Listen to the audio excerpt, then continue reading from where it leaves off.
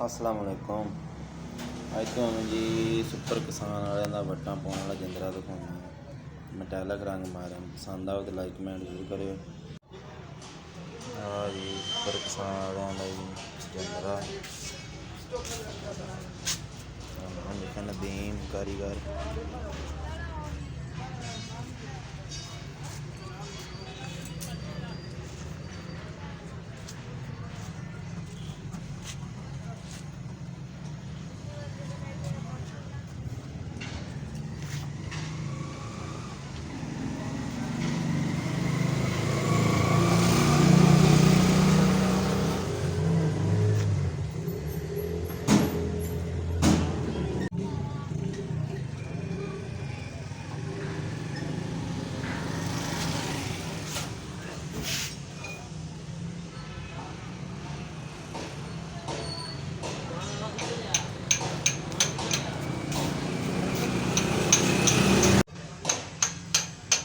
Video पसंद आवे तो लाइक कमेंट जरूर करें, तो मेरे चैनल में सब्सक्राइब करें।